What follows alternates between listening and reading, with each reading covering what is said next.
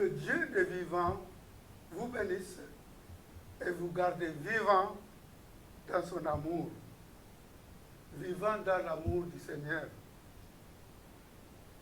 Aujourd'hui, votre émission Parole, Vie et Foi vous parle du pape François, appelé à Dieu le 21 avril 2025. Quelqu'un disait, pour bien parler à quelqu'un, lui faire plaisir, il faut lui dire, tu ne mourras pas. Tu ne mourras pas. En Jésus ressuscité, nous osons affirmer que le pape François ne mourra jamais. Qui croit en moi, même s'il meurt, vivra, nous dit Jésus.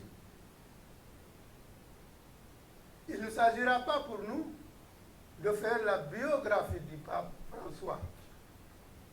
Certains, plus qualifiés, plus désignés que nous le ferons sûrement et de bonne manière. Il s'agira pour nous de lui rendre hommage par ses écrits, spécialement les encycliques et les exhortations du pape défunt.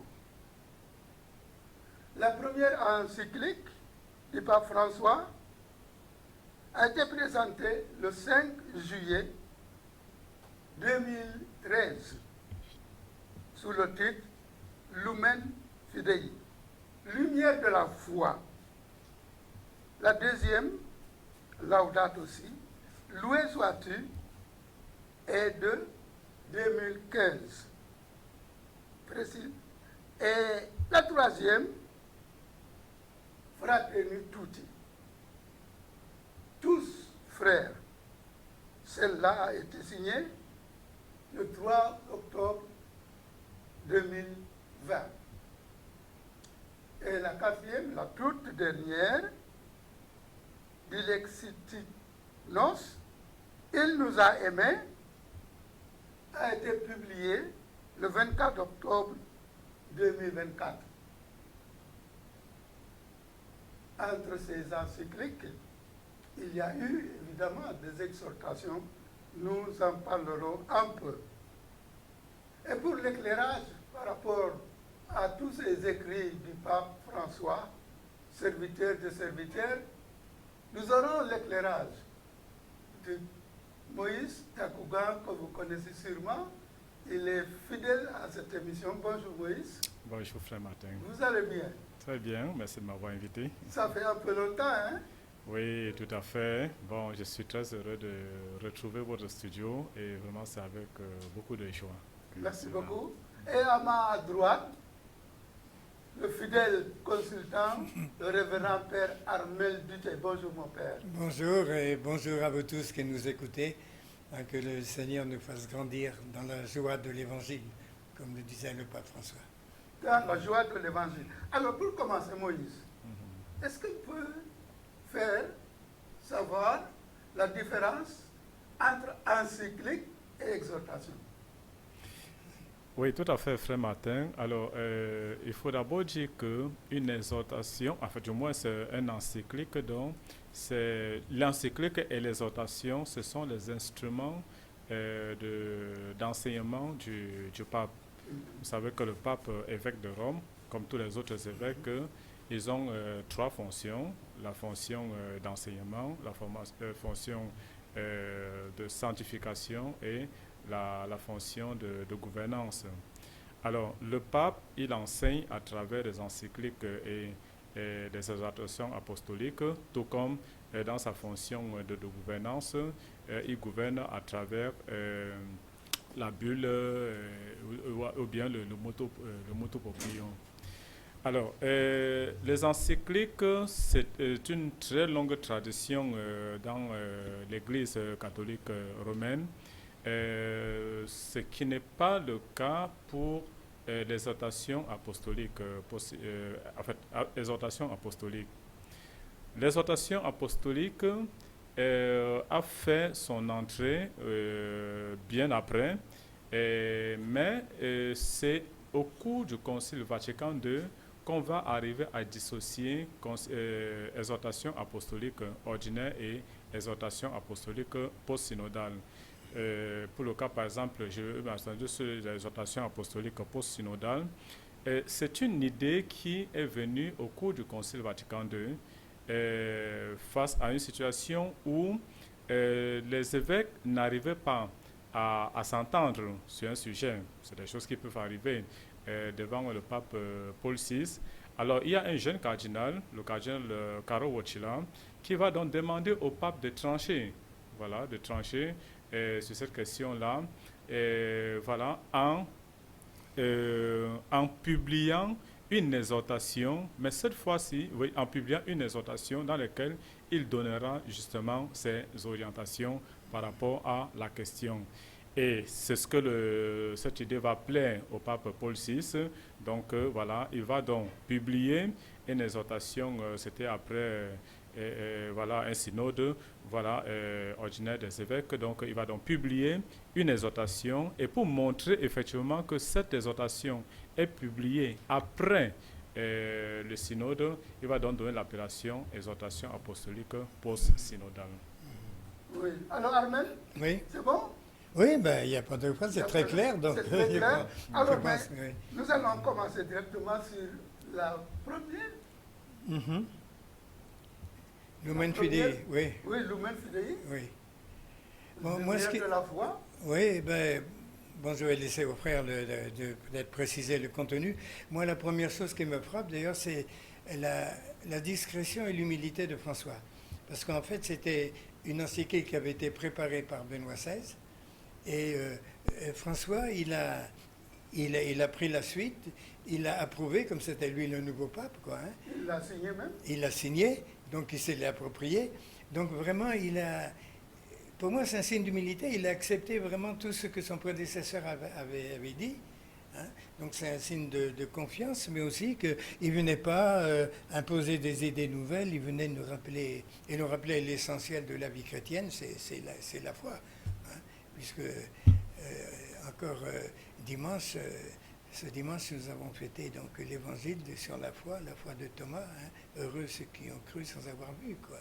Hein, et il reprend aussi la profondeur de la réflexion de Benoît XVI. Et ce qui me semble important, hein, c'est quand on voit le travail de François, de voir aussi tout ce qui a précédé, et en particulier la réflexion quand même souvent très profonde et très fine de Benoît XVI. Oui, et tout à fait. À la suite du père Hamel, j'ai envie de dire, en fait, cela montre le caractère, je veux dire, la continuité, voilà, dans l'Église. C'est-à-dire, comme le père Hamel le dit, quand un pape arrive, ce n'est pas qu'il balaie au revers de la main tout ce que son prédécesseur a fait, non. Voilà, il s'inscrit, voilà, tout simplement dans la continuité. D'ailleurs, même, on l'a remarqué avec le Concile Vatican II. Hein, le Concile Vatican II qui est ouvert par le pape Jean XXIII et qui est fermé par le pape Paul VI. Et nous avons aussi, bien sûr, le cas de Lumen Fidei, où c'est le pape Benoît XVI qui a donc, parce qu'il faut dire que Lumen Fidei est publié à la suite justement de l'année de la foi. Voilà, de l'année de la foi qui s'est passée, c'était dans l'année 2012-2013, et qui a été décidé par le pape Benoît XVI à partir de son motto proprio Porta Fidei. Et c'est le pape Benoît XVI qui va donc ouvrir l'année de la foi le 11 octobre 2012, et le pape François qui va donc fermer, voilà, qui va donc clôturer le 24 octobre 2013. Et c'est la même chose aussi actuellement. Hein. Le pape François, il a ouvert l'année sainte, voilà, de l'espérance, et c'est son successeur qui va fermer. Donc c'est justement la continuité de l'Église. Un peu sur le contenu là de cette... Oui, non, justement, comme le dit, voilà, en fait, ça porte justement essentiellement sur la foi. Voilà, sur la foi qui est l'une des vertus théologales. Et ce qui est intéressant, justement, de commencer d'abord par parler de la foi parce que toutes les autres exhortations qui vont, toutes les autres encycliques, voilà, et exhortations qui vont suivre, et ce sera aussi dans la continuité des 3 vertus théologales, la foi, on va commencer par la foi. Ensuite, vous allez voir que les autres documents vont porter sur l'amour, et on va terminer par l'espérance. Voilà, par l'espérance. Ah oui. Donc vraiment, c'est tout un programme. Et moi, je pense que cette idée de continuité est très importante. En ce moment, on discute souvent de savoir quel va être le nouveau pape. Est-ce qu'il va continuer? Est-ce qu'il va changer? L'Église, c'est vraiment une continuité. Et je crois que c'est important qu'on rentre dans cette ligne de l'Église. C'est toute l'importance on parle de l'Évangile, et puis tout au long des siècles, il y a eu l'approfondissement de la foi. Et puis, il faut croire que c'est l'Esprit Saint qui travaille dans l'Église. Ben oui. Tout à fait, oui. C'est l'Esprit Saint qui conduit l'Église, ce n'est pas le pape. Et c'est pourquoi moi, ça m'amuse un peu quand j'écoute tout ce qui se dit dans les médias et tout ça. Je dis, mais c'est l'Esprit Saint qui conduit l'Église, ce n'est pas le pape qui conduit l'Église. Alors la deuxième, Laudato Si, qui a fait beaucoup de bruit, hein, qui a beaucoup été suivi.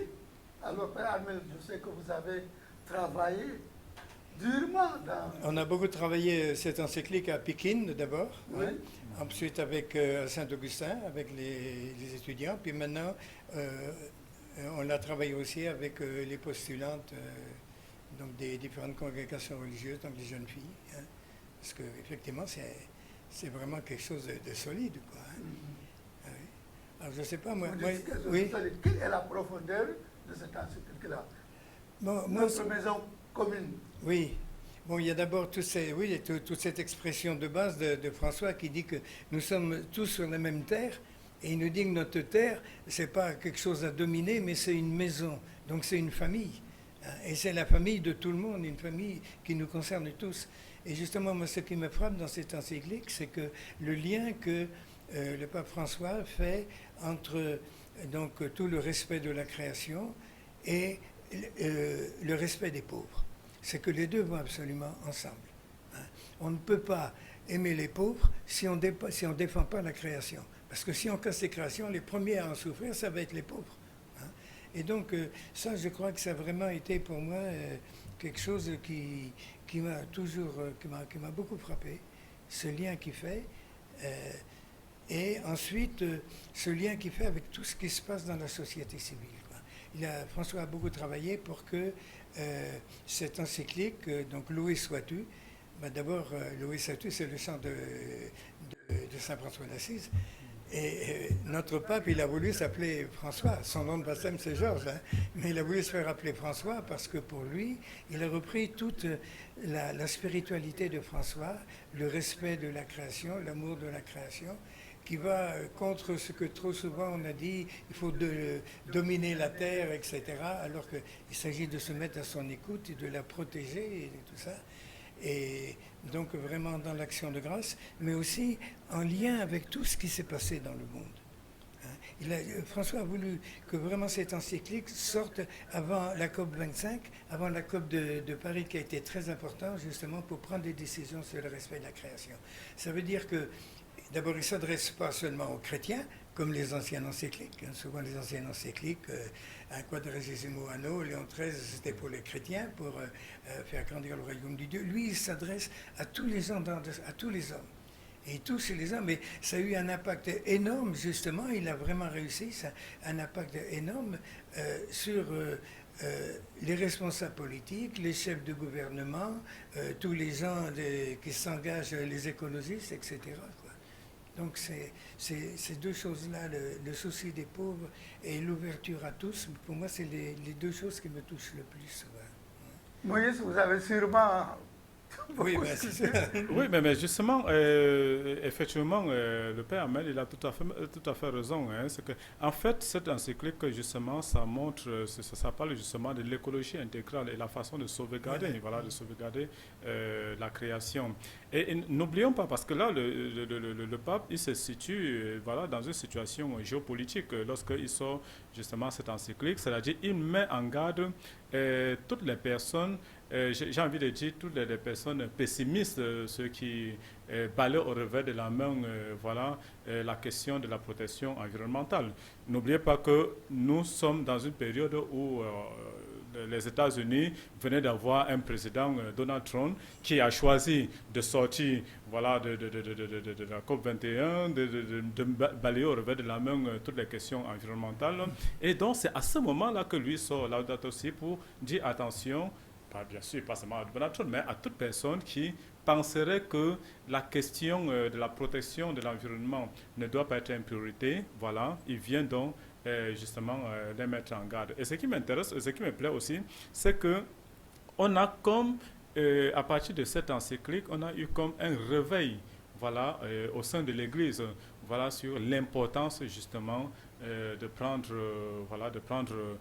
en charge la question environnementale. Aujourd'hui, on voit de plus en plus, on voit dans les paroisses qui prennent beaucoup de engagements. Monseigneur Benjamin Ndiaye qui va demander après d'utiliser les foulards le dimanche des Rameaux à la place pour protéger. Donc vraiment, il y a eu vraiment, ça a vraiment sensibilisé et il y a eu vraiment un regain au sein de l'Église. Alors peut-être, oui. Peut-être, moi, ça peut être intéressant juste pour la résumer, de voir un peu les différents chapitres. Il part d'abord de qu'est-ce qui se passe dans la terre. Et ensuite, il vient pour annoncer donc la bonne nouvelle de l'Évangile. Qu'est-ce que la bonne nouvelle nous dit sur tous les problèmes du monde, de l'environnement, etc. Et à partir de là, il va essayer de voir quelles sont les causes de cette crise. Et dans le 4e chapitre, donc, il nous fait vraiment appel à la fois à la notion du bien commun et à notre responsabilité. Donc, il responsabilise les gens. Et ensuite, il propose des lignes d'action. Il ne reste pas seulement sur des déclarations, oui, il faut respecter la terre, etc. Et il termine par 2 prières. Une prière d'abord une prière pour les croyants qui ne sont pas chrétiens. Il commence par d'abord cela. Et une prière pour les chrétiens. Ça, je crois que c'est un signe de François aussi, ça sensibiliser, de faire appel à tous les hommes, de mettre tout le monde devant ses responsabilités. Donc, et puis après, il va essayer de passer à l'action. Il pensait même aller donc, à Glasgow à la COP 26, après la COP de Paris. Mais quand il a vu que finalement, ça va être des discussions, que les pays n'étaient pas prêts à prendre des engagements, ils étaient prêts à faire des déclarations, mais pas à payer, pas à donner les moyens, il a décidé de ne pas y aller. Et il a dit pourquoi il n'y allait pas. Mais en même temps, il nous a envoyé, c'est pas une deuxième encyclique, mais c'est un complément. Donc il a appelé Laudate Deum, il a repris Laudate justement, pour vraiment insister, en disant que même dans l'Église, il y a des gens qui disent que non, il n'y a pas de crise écologique, etc. Et vraiment en appuyant très fort. Donc il ne s'est pas contenté de faire des déclarations, il a poussé les gens à l'action et dans la continuité. Tout à fait. Il parle du lien avec l'Évangile. Quelle est la pensée vraiment de l'Église sur la création en tant que telle? Justement, je vais dire dans le texte de la création, qu'est-ce que Dieu dit? Dieu dit, en créant l'homme, voilà, il donne à l'homme le pouvoir, justement, de dominer la création, voilà, de dominer la création et de les soumettre. Mais attention, il ne donne pas à l'homme, quand il dit de dominer la création, de soumettre la création, il ne donne pas à l'homme le pouvoir de détruire la création, voilà. Mais de soumettre la création, c'est de continuer à protéger justement la création, de se lancer dans une mission, je dirais une mission de récréation. Voilà. Une mission de recréation. Tout à fait. Nous sommes des recréateurs. Et dans la ligne de Saint-Pierre, nous attendons des cieux nouveaux et une terre nouvelle où la justice habitera. Moi, c'est une phrase qui, je crois que c'est ça. Une terre nouvelle où la justice habitera. Donc c'est tout, il insiste sur le bien commun, donc les pauvres, tout ça. Mais vous connaissez bien l'environnement du Sénégal. Est-ce que cette encyclique-là est actuelle pour le Sénégal d'aujourd'hui? Mais tout à fait. C'est ce que j'ai dit tout à l'heure dans nos paroisses au Sénégal. Voilà, cette encyclique, ça a quand même apporté une certaine prise de conscience dans nos différentes paroisses. C'est pourquoi j'ai dit, de plus en plus, on voit dans les paroisses où on plante des arbres, et voilà, on place des poubelles et tous les autres. Et je vous ai pris le cas de Monseigneur Benjamin Ndiaye, justement, dans la même logique, voilà, qui va décider à ce qu'on utilise les foulards à la place. Et d'ailleurs, même peut-être une petite Non, d'ailleurs, c'est que, en fait, l'idée, bon, ça vient de Monseigneur Benjamin Ndiaye. En fait, l'idée n'est pas venue de Monseigneur Benjamin Ndiaye. L'idée est venue du curé, je ne sais pas comment il s'appelle, du curé de passer la CENI. Oui, oui, Voilà, oui, oui. il disait, voilà, au lieu Oui. d'utiliser les rameaux, utilisons C'est les ça. foulards. Et Monseigneur Benjamin dit, ah, mais ça, c'est intéressant. C'est ça. Donc, voilà. Moi, Moïse, je serais un peu plus critique que toi. Voilà. Ah bon? Oui, parce que il faut quand même qu'on fasse attention. Dans l'Église, on se limite un peu, hein, donc à avoir des poubelles. Bon, c'est sûr, avec les enfants des CVAV, c'est une action simple qu'ils peuvent faire. Avoir des poubelles et puis planter des arbres. Bon, ça c'est vrai. Mais encore une fois, il s'agit de construire une terre, d'abord respecter la terre, pas la soumettre en la dominant, en l'écrasant. Mais il y a quand même tous les problèmes. Le désert avance, il y a de moins en moins de poissons, il y a plus d'animaux dans la brousse. Même on est très heureux d'avoir du pétrole et du gaz, mais le pétrole, ça va réchauffer la terre. Hein. Donc, il faut quand même moi je dis qu'on retravaille à nouveau, hein, et peut-être même à partir de l'Aude Te Deum, où le pape François est plus clair, hein, qu'il s'agit vraiment du bien commun, du bien de tous les gens, permettre à tous de pouvoir vivre dans une terre qui soit, comme tu disais, une maison commune, quoi. Une maison commune, mais quand on regarde les rues de Dakar ou peut-être d'autres villes, les gens qui jettent des poubelles partout. Mais c'est ça. Bon, il y a encore des efforts à fournir. Ça, il faut... des efforts à faire encore. Oui, mais tu vois, des poubelles, tu dis les eaux sales. Mais tant qu'on ne ramasse pas les ordures, qu'est-ce que les gens vont faire? Ils vont mettre les ordures dans les caniveaux et il y aura des inondations et des eaux sales. Donc il ne suffit pas de dire, bon, arrêtez de jeter vos ordures. Il faut mettre en place des moyens pour que ces ordures soient ramassées. Les moines à Kermoussa, avec la commission Justice et Paix, on a essayé de travailler un peu avec eux. Et bon, ils commencent à se poser toute la question du recyclage. Hein. Okay. Et là, je crois qu'il y a des choses aussi à faire. Hein. Ouais. Pas se contenter de déplacer une bebeuse pour le mettre un peu plus loin. Et on transforme le problème. Voilà comment il faut transformer. Oui. Et justement, j'ai vu, il y a par exemple le collège Sacré-Cœur, oui, aussi qui a commencé à mettre sur pied cette idée-là de recyclage des déchets plastiques. Je dis, mais là, je vois que les choses commencent.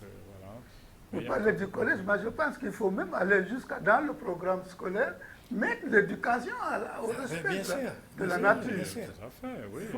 Oui, parce que notre instruction civique, c'est être poli, se mettre debout quand le maître arrive, respecter le drapeau. Bon, c'est vrai, bon, il faut respecter notre drapeau. Hein.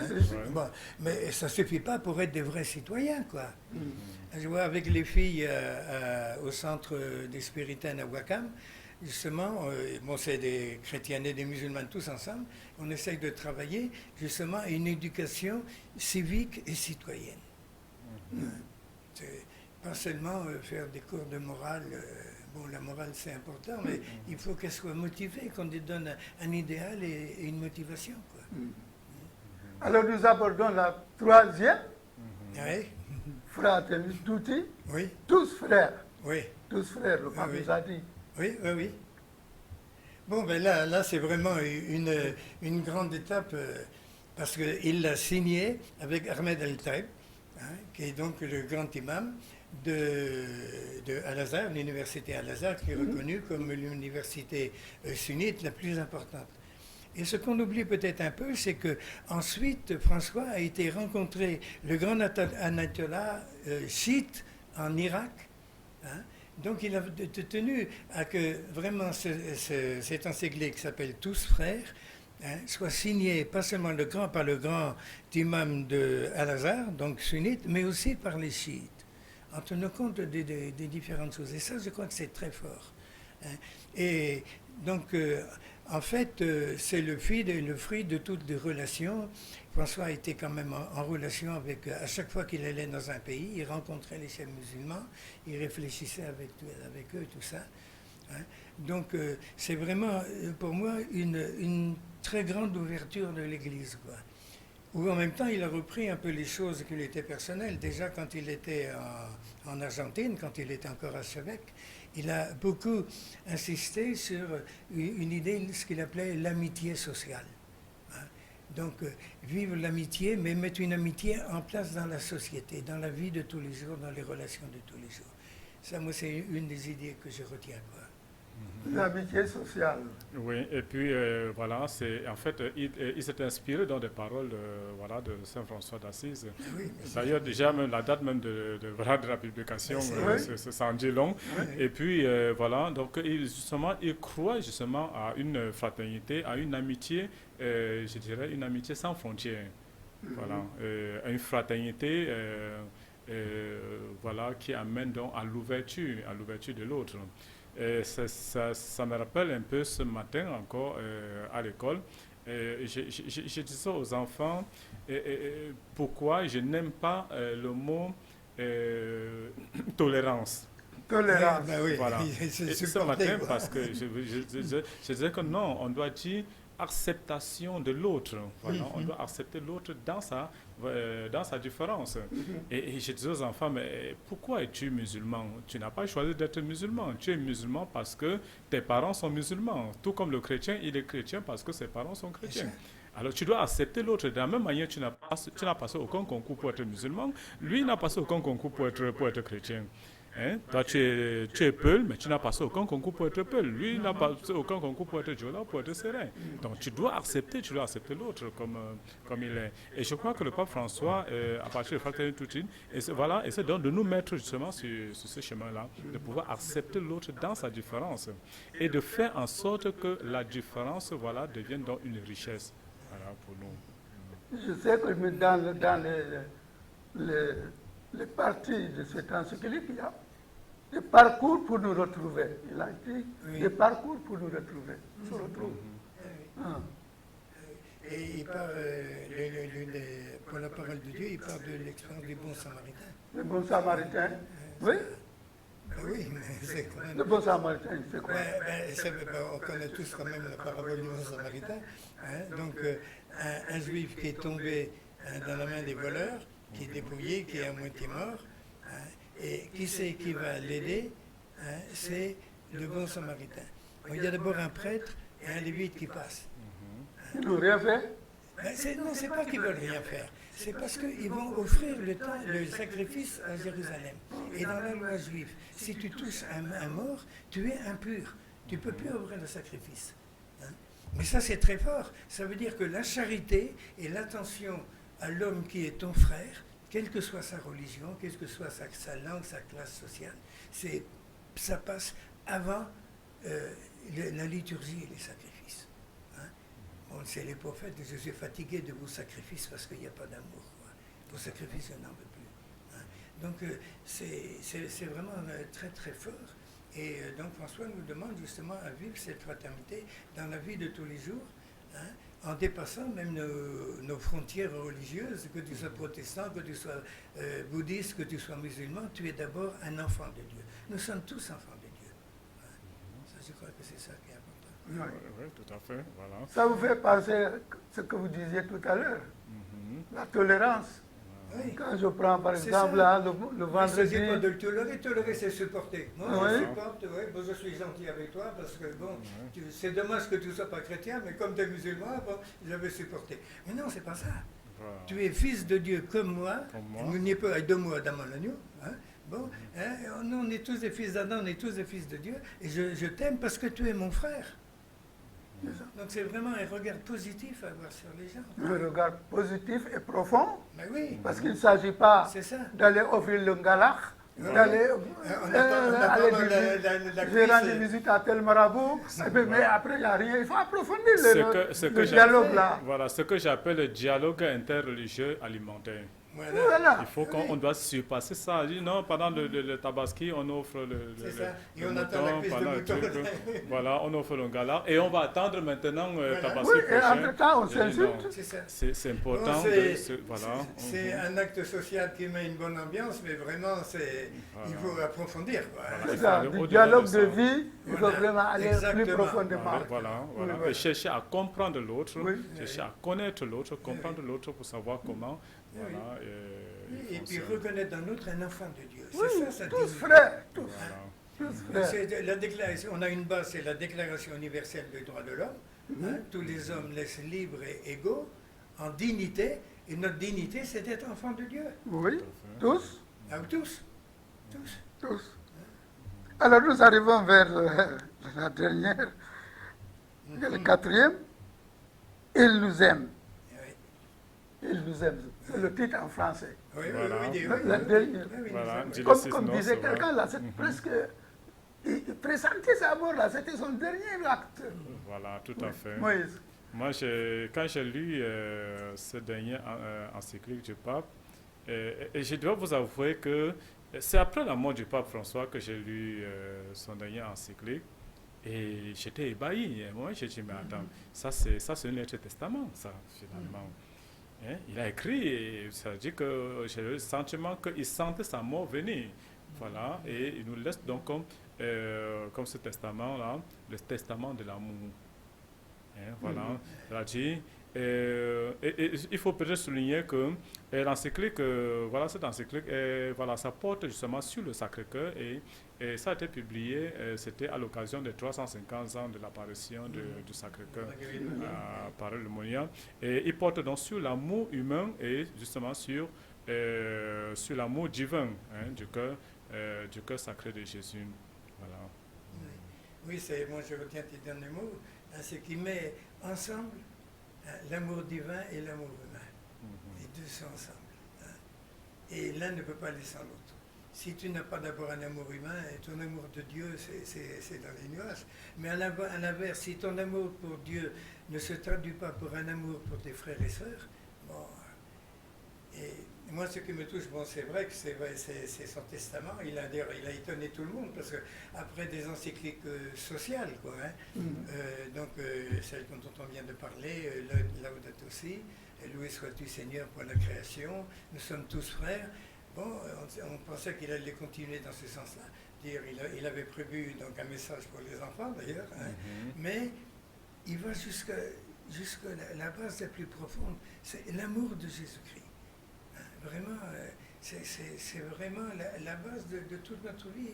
Et il présente ça, hein, comme un médicament, hein, pour notre société actuelle qui est déshumanisée, qui a les tendances à l'individualisme, pour ne pas parler d'égoïsme, qui compte sur la technique, hein, et la force humaine pour s'en sortir, et lui il revient à l'amour. Et ça, je crois que c'est vraiment la solution, hein. C'est le résumé de tout ce qu'il a pensé, mais c'est vraiment une solution de base à nos problèmes de société actuels. Ouais. Moi, cette encyclique m'interroge et puis elle m'interpelle beaucoup, mais elle m'étonne aussi beaucoup, quoi. Oui, elle interpelle beaucoup. Il faut vraiment qu'on la travaille. Oui. Ah oui.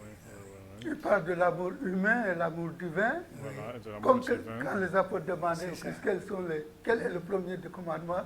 Voilà. Aimer Dieu de tout ton cœur, ton prochain, C'est ça. comme toi-même. Voilà, comme toi-même. Quel commentaire? Voilà. Justement. Et en partant de l'amour du Christ. Oui, Voilà, tout à fait. Un amour Ça, c'est vraiment vraiment- tout à fait divin et humain à la fois, quoi. oui, C'est ça. les deux vont ensemble. Ah oui. Et tu vois, je vois, frère Martin, en fait, comme on dit souvent, il n'y a pas de hasard. Hein, il n'y a pas de hasard avec Dieu. Ce n'est pas un hasard si il écrit cette encyclique juste après Fratelli Tutti. Voilà, pour montrer justement cet amour-là du cœur sacré de Jésus.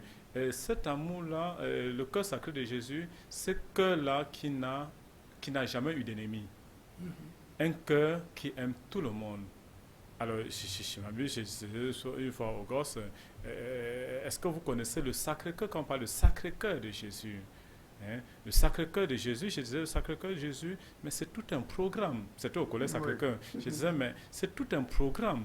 Hein? C'est-à-dire que c'est un cœur, le cœur du Christ de Jésus, et je disais aux musulmans, le cœur de Issa, voilà, mais c'est un cœur qui est ouvert, qui aime tout le monde, un cœur qui n'a pas d'ennemis. Et je disais, mais justement, lorsque vous entrez dans l'enceinte de Sacré-Cœur, cela signifie que, d'abord, premièrement, vous devez vous sentir aimé, c'est-à-dire chaque personne qui entre à l'intérieur doit se sentir aimé et il doit dégager de l'amour également pour les autres. Oui. Voilà. Et alors, quand tu dis un cœur qui n'a jamais eu d'ennemi, c'est-à-dire un cœur qui a quand même subi des tas d'oppositions, des tas d'ennemis avec les pharisiens et tout ça qui l'ont attaqué sans arrêt, et jusqu'à la fin de sa mort, mais que lui ne s'est jamais comporté en ennemi des autres, malgré tout ce qu'on lui a fait subir, toutes les oppositions, les mensonges, tout ça. Alors qu'il avait tous les moyens de se venger. Tout à fait. Ben, quand Pierre coupe l'oreille du... Voilà, et puis... il lui dit, mais est-ce que tu crois que Dieu ne peut pas m'envoyer 1 millier d'anges là? Oui. Oui. Mais un refus absolument de la haine, de la jalousie, de la vengeance, etc. Voilà. Oui. Non, c'est vraiment très fort. Hein. C'est une leçon vraiment à nous donner nous-mêmes et à nos enfants. Hein. C'est ça. Cet amour du cœur. Et nous sommes tous aimés de Dieu. Tous aimés de Dieu. Oui. Alors, il y a aussi, je disais au début, entre les encycliques, il y a eu quelques exhortations. Je pense qu'il y a eu trois grandes exhortations. Est-ce qu'on peut en parler un peu, Moïse? L'exhortation qui t'a plus marqué? Ah, alors là, l'exhortation qui m'a le plus marqué, parce qu'il y en a beaucoup, hein, parce que là, ce serait un peu difficile de choisir une exhortation, parce que c'était... Moi, je dirais, j'ai d'abord beaucoup aimé Amoris Laetitia. Ah oui, c'est sûr, oui. Et Amoris Laetitia, justement, Amoris Laetitia qui porte donc sur, qui vient à la suite du synode sur la famille.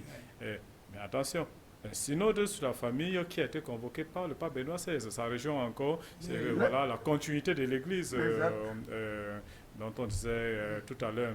Mais et ce qui me plaît beaucoup sur Amoris Laetitia, c'est que en fait, Amoris Laetitia vient un peu comme une réponse aux questionnements qui ont été soulevés par Familiaris Consortium du pape Jean-Paul II. J'ai envie même presque de dire que François, le pontificat de François, il a suivi de bout en bout voilà, le pape Jean-Paul II, Familiaris Consortium qui portait donc sur l'amour conjugal authentique. Hein, il disait que l'amour conjugal authentique suppose et exige que l'homme ait un profond respect à l'égard de la dignité de sa femme. Et c'était aussi justement une exhortation apostolique post-synodale après le premier synode sur la famille qui a eu lieu en 1980. Donc pour moi, c'est un peu ça. Bon, il y a Amoris Laetitia et bien sûr, vous avez Christus Vivit. Christus Vivit, où j'ai eu l'occasion d'animer sur votre invitation de la direction des œuvres, une session de formation à Poponguine, justement sur sur cette exhortation apostolique du pape François là, qui s'adresse aux jeunes. Hein, voilà, suite au synode, sur les jeunes, la foi et le discernement vocationnel. Voilà un peu, en gros. Et puis vous avez Gaudete et Exsultate. Voilà. C'est pourquoi je dis que ça serait un peu vraiment difficile pour moi de dire, voilà, il y a telle exhortation, mais c'est voilà, Gaudete et Exsultate qui est également vraiment une grande richesse. Voilà, nous sommes tous appelés à la sainteté. Voilà, nous sommes tous appelés à la sainteté. Et justement, dans Gaudete et Exsultate, le pape François, il nous met en garde contre deux courants que sont le gnosticisme et le pélagialisme, hein, c'est-à-dire la suffisance. Hein, voilà. Et je n'ai même pas besoin de Dieu pour être sauvé. Voilà, non. Il nous met en garde contre cela. Et voilà, donc... Je me rappelle... Le fait d'attention au sein d'à côté, quoi. Que la sainteté, elle est dans la vie de tous les jours. Tout à fait, oui. Alors, par rapport aux exhortations... Oui. Bon, moi je mélange un peu les exhortations et les conclusions après les synodes. Hein. Bon, mais je crois que sur l'Amazonie, ça a été une exhortation quand même, non? Oui, tout à fait. Oui. Et, bon, et là, ce que j'ai admiré, c'est la patience du pape François.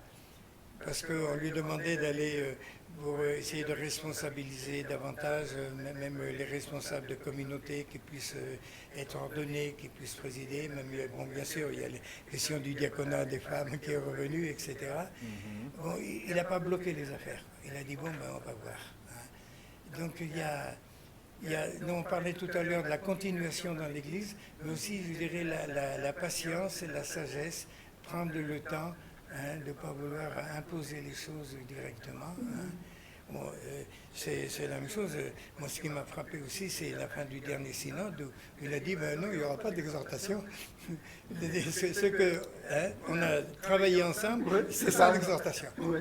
Ça, c'est quand même un signe très fort. C'est la première fois qu'un pape dit ça. Quoi. Ça, c'est le style François. Ça, Oui, c'est sûr, oui. oui. On était habitué avec les exhortations post-synodales. Et puis, subitement, C'est comme vous avez écrit là. voilà. C'est la confiance qui fait. Ben oui.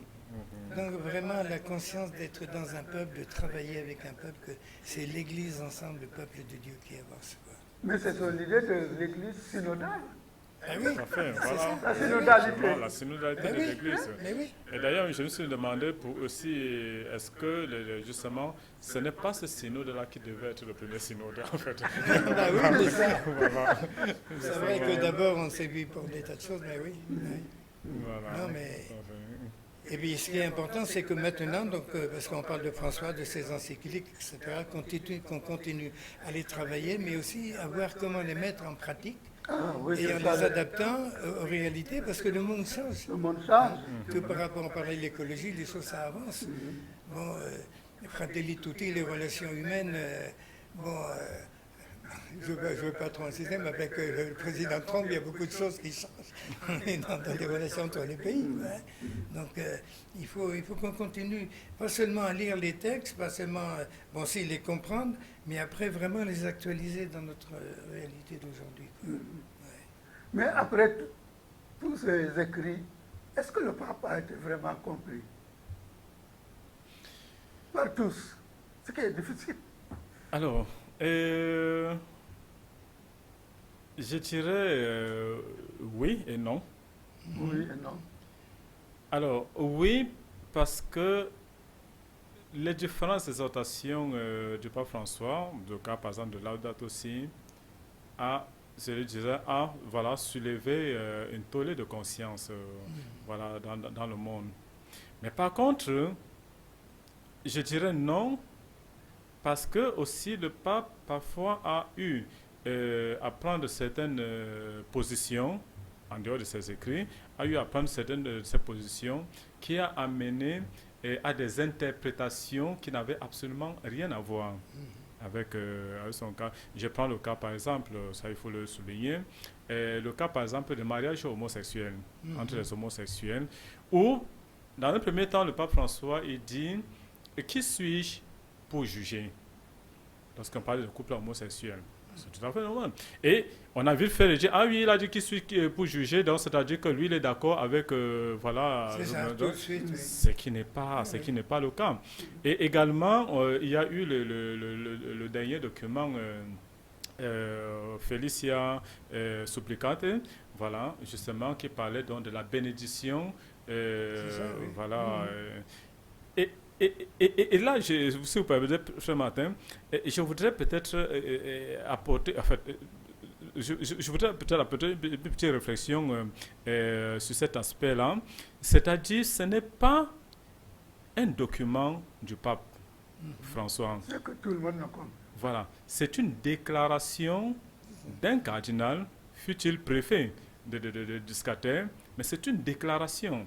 Et vous voyez dans les documents, justement, je dis ça à quelqu'un, dans les documents, dans les instruments de décision du pape, il n'y a pas, on n'a écrit nulle part déclaration, voilà, non. C'est soit c'est une bulle, soit c'est un motoproprium. Et ce document n'est ni une bulle, ni un motoproprium. Et j'écoutais l'autre jour dans un média français, voilà, on disait que les évêques africains se sont opposés au pape parce qu'ils ont dit non.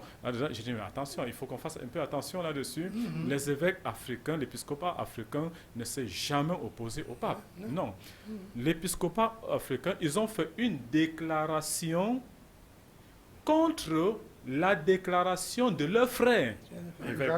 d'un autre évêque, d'un autre cardinal, tout simplement. Puis Ils là, n'ont pas fait une déclaration oui, contre le pape, non, c'est pas ça. du tout. Puis là encore, j'admire comme la position du pape qui a respecté quand même l'opinion des églises africaines à partir de la culture africaine, etc. Mhm. Hein, il n'a pas essayé de dire si, il faut. Et puis en plus, hein, comme tu dis, il n'a pas parlé de mariage homosexuel, mais de bénédiction, c'est-à-dire de prière pour les gens. Hein, ça, c'est quand même passé par ça. Il n'a jamais dit il est contre le mariage homosexuel. Hein, ça, c'est clair. Un autre point de vue, Oui. par exemple, c'est par rapport à tout l'Ukraine. C'est sûr que le pape n'a pas été compris. Hein. Ou bien les pays européens, la solution, c'est vrai qu'il y a une agression qui est injustifiée de la Russie donc, sur l'Ukraine, mais les pays européens, la solution qu'ils ont dit, c'est de donner davantage d'armes. Donc on ne peut que multiplier la guerre, quoi. Hein. Alors que François a vraiment insisté pour de chercher des solutions de paix, mais là c'est sûr qu'il n'a pas été compris, quoi. Hein. Il Ça, n'a c'est pas sûr. été compris parce qu'on n'a pas compris que le pape est au centre et n'est pas dans un camp ou dans un autre. C'est ça. Il est au centre. Hein. C'est ça. Oui, oui. Moi, je pense aussi beaucoup au Soudan, la guerre au Soudan du Sud qui reprend, hein, malgré tout ce qu'il a fait, où il s'est mis à genoux, il a embrassé, enfin baisé les pieds hein, du président et du vice-président du Soudan du Sud pour leur supplier vraiment de s'entendre. Et malheureusement, la guerre vient de reprendre, quoi. Donc, bon, ben, ça veut dire qu'on a encore du travail à faire, hein, ça c'est sûr. Et justement, à la suite du Soudan, peut-être avant le Soudan, un autre aspect que j'aimerais souligner, c'est sa visite en République centrafricaine, Oui, pour montrer aussi vraiment cette difficulté justement à comprendre le pape. Et c'est-à-dire que et tout le monde, je dirais d'abord, l'armée française qui assurait la sécurité là-bas avait dit non, avait déconseillé justement ça, non, il faut pas cette qu'il aille. visite. Même les Nations Unies même sont arrivées à le déconseiller, Oui, de bien se sûr. rendre. Et il a dit non, je vais m'y rendre. Et quand j'ai regardé, mais tout le monde, quand on parle des autorités, il n'y a qu'une seule personne qui disait non, le pape devrait venir, c'est la présidente de la transition, Catherine Samba Panza. Oui, oui, oui. Voilà, c'est la seule qui y croyait. Mais Oui. tout le monde, et je vais vous dire, frère Martin, personnellement, mais j'ai eu peur pour le pape, pour le Saint-Père. Oui. Mais que le Saint-Père, il est arrivé en République centrafricaine et la visite s'est passée dans de très bonnes conditions. Oui. Il a été jusqu'au cœur du centre camp, musulman. Quoi. Voilà, Ouais. au camp des réfugiés. J'ai dit, mais et plus encore, il a fait une chose qu'aucun pape n'avait fait avant, c'est d'ouvrir la toute première porte sainte en dehors de Rome. Exactement. Voilà, c'était à la oui. cathédrale de Ouais. Bangui. Oui, Et pour moi, c'était vraiment... oui, c'est-à-dire, il a cassé carrément toutes les barrières. Et Oui. voilà. Et Puis c'est après, ça. ouvrir aussi des portes dans les prisons. Ouvrir les portes dans les prisons. Mais, voilà. Et je ne dirais pas que le pape François, je ne dirais pas qu'il a démystifié la fonction du pape papal, non pas du tout, mais je dirais plutôt que il s'est voulu montrer, voilà, il a voulu montrer qu'un pape, ça doit être un père proche, voilà, proche des gens. C'est ça. Je me rappelle une petite image que je voyais lors d'une congrégation générale, dans la foule, une maman qui avait fabriqué une calotte, Oui, oui. voilà, blanche, qui a offert au pape. Oui. Le pape a pris, il a enlevé, donné la sienne. il a remis à la maman. C'est ça. Et pour moi, mais c'est des choses qu'il y a quelques années, ça aurait été impensable, hein, de prendre la calotte du pape. Mais Ah oui, ah oui. voilà, c'est... Ah ben oui, quand il a reçu les gens des quartiers pauvres. D'ailleurs, ce qui me frappe dans toutes les déclarations maintenant après sa mort, c'est dans tous les pays, jusqu'au président des républiques et tout ça, ils disent c'était vraiment quelqu'un qui était proche des pauvres, qui faisait attention aux personnes vulnérables, etc. Là, il a réussi. Ah oui. Mais malheureusement, par exemple, quand je vois ce qu'elle a dit au Congo, que l'Afrique, ce n'est pas un terrain à piller, à profiter, à exploiter, malheureusement, ça continue encore à Malheureusement, exploiter. oui. Voilà. Donc, il a vraiment ouvert des portes. Il a lancé des choses, mais il va falloir qu'on continue, quoi. Oui. Ah oui. La balle est dans notre camp. Alors, pour finir, qu'est-ce que vous voulez dire que n'a pas demandé par rapport au pape François qui a été mis en terre samedi, ce samedi passé. Pour moi, c'est avec un sentiment, je dirais, un sentiment d'action de grâce. D'action de grâce et de remerciement à Dieu pour un homme qui est arrivé, qui est allé jusqu'au bout de sa mission. Vous savez, comme vous le disiez au début dans votre introduction, en fait, nous les chrétiens, nous savons qu'il y a une vie après la mort. Et donc la mort ne peut pas être un sujet de tristesse pour nous, mais ça doit être une joie lorsque voilà, on sait qu'on a le sentiment d'avoir accompli sa mission. Le Saint-Père François, il a accompli sa mission. Il a accompli sa mission jusqu'au bout. Et je pense que voilà, il ne lui reste qu'à recevoir la récompense promise. Amen. Armel? Oui, dans l'évangile du lundi de Pâques, on nous dit que les femmes sont parties, quand ils ont vu le tombeau vide, et puis qu'elles ont vu les anges, elles partent à la fois pleines de peur et pleines de joie. Bon, moi, c'est un peu ça. Hein? Bon, pleine de peur, parce que, comme on dit, bon, François commençait des choses extraordinaires, mais l'avenir, bon, on se demande, hein, il y a de quoi avoir peur de l'avenir quand on voit tout ça. Et en même temps, hein, on est triste parce que notre pape nous a quittés, et puis c'était quand même vraiment un frère, quoi. Hein. Mais en même temps, on est plein de joie parce qu'il a bien vécu, hein, et puis, donc, il a réussi sa vie, il est auprès du Père, il n'y a pas de problème. Hein. Donc, pour moi, c'est quand Jésus apparaît à Marie-Madeleine, il lui dit deux choses. Pourquoi pleures-tu et qui cherches-tu? Alors, bon, on est en train de pleurer, mais continuons à chercher Jésus-Christ. Oui. Voilà. Et il a suivi le pape Jean-Paul II, hein, parce que souvenez-vous que le pape Jean-Paul II, il est mort après la fête de Pâques. Voilà. On a célébré la Pâques, c'était le 27 mars, et le pape Jean-Paul II est mort le 2 avril. Voilà, le pape François également, il a suivi le pas de Jean-Paul II. Voilà. Voilà. Mais qui cherche, continuons à chercher Jésus-Christ et demandons-nous qu'est-ce que Jésus-Christ d'abord, mais par l'intermédiaire de François, nous demande de chercher. Et demandons à l'Esprit Saint de bien éclairer nos cardinaux pour élire un pape pour nous. Oui. Il faut rappeler que les gens parlent d'élection, qui sera le pape. Mais l'Église travaille avec l'Esprit Saint. Ce n'est pas pour rien que quand le pape écrit, il dit « Esprit Saint et nous avons décidé ». Voilà. Il ne faut pas avoir peur.